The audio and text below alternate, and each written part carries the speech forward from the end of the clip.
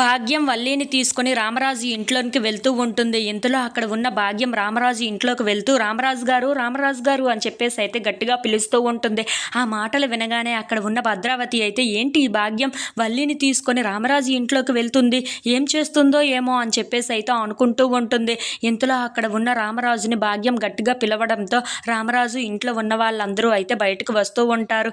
ఏంటండి ఏం జరిగింది అని చెప్పేసి అయితే రామరాజు అడుగుతూ ఉంటాడు. ఆ మాటలు వినగానే అక్కడ ఉన్న భాగ్యం మాత్రం దీని వరుస చూడండి ఒక్కసారి, ఇది ఏం మాట్లాడుతుందో మీకే బాగా అర్థమవుతుంది అని చెప్పేసి అయితే వల్లి వైపు చూస్తూ ఉంటుంది. ఇంతలో అక్కడ ఉన్న వాళ్ళందరూ అయితే ఏంటి ఇలా వచ్చారు, ఇప్పుడు ఏం జరుగుతుందో ఏమో అని చెప్పేసి అయితే చందు భయపడుతూ ఉంటాడు. ఇంతలో అక్కడ ఉన్న వల్లి మాత్రం నేను చేసుకుంటే ఆయన్నే పెళ్లి చేసుకుంటాను, ఇంకెవరిని పెళ్లి చేసుకోను, ఆయన నన్ను బాగా చూసుకుంటారన్న నమ్మకం నాకు ఉంది, నేను చేసుకుంటే ఆయన్నే పెళ్లి చేసుకుంటానే తప్ప ఇంకా ఏ మగవాడిని పెళ్లి చేసుకోను అని చెప్పేసి అయితే ఏడుస్తూ చెప్తూ ఉంటుంది. ఆ మాటలు వినగానే అక్కడ ఉన్న వాళ్ళందరూ అయితే ఒక్కసారిగా షాక్ అయిపోయి వల్లి వైపు అలా చూస్తూ ఉండిపోతారు. ఇంతలో అక్కడ ఉన్న భాగ్యం మాత్రం చూశారు కదా దీని వ్యవహారం ఎలా ఉందో, చేసుకుంటే ఆడనే చేసుకుంటుందంట, లేదంటే ఇంకెవరిని చేసుకోదంట, మీ పెద్దబ్బాయినే పెళ్లి చేసుకుంటుందటండి, ఇప్పుడు ఏం చేయమంటారు నన్ను అని చెప్పేసి అయితే భాగ్యం అంటూ ఉంటుంది.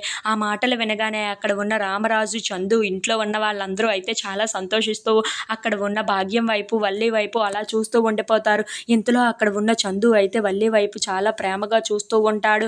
అది చూసిన భాగ్యం మాత్రం చూడు నాయనా, నా కూతురు నిన్ను తప్ప ఇంకెవరిని పెళ్లి చేసుకోదంట, నువ్వే ఎంతో బాగా చూసుకుంటావని నిన్నే పెళ్లి చేసుకుంటుందంట అని చెప్పేసి అయితే అంటూ ఉంటుంది. ఆ మాటలు వినగానే అక్కడ ఉన్న చందు అయితే చాలా సంతోషిస్తూ అక్కడ ఉన్న వల్లి వైపు చూస్తూ ఉండిపోతాడు. ఇంతలో అక్కడ ఉన్న వల్లి మాత్రం అవును నేను ఆయన్నే పెళ్లి చేసుకుంటాను, ఇంకా ఎవరిని పెళ్లి చేసుకోను అని చెప్పేసి ఏడుస్తూ ముద్దుగా చెప్తూ ఉంటుంది. అది వినగానే అక్కడ ఉన్న వాళ్ళందరూ అయితే చాలా సంతోషిస్తూ ఉంటారు. ఇప్పుడు నన్నేం చేయమంటారు రామరాజు గారు, ఏంటి మమ్మల్ని మా అమ్మాయిని పెళ్లి చేసుకుంటారా, దీని వ్యవహారం బట్టి ఇంకా ఎవరిని పెళ్లి చేసుకోదు మీ బాబును తప్ప అని చెప్పేసి అయితే అంటూ ఉంటుంది. ఆ మాటలు వినగానే అక్కడ ఉన్న వాళ్ళందరూ చాలా సంతోషిస్తూ ఉంటారు.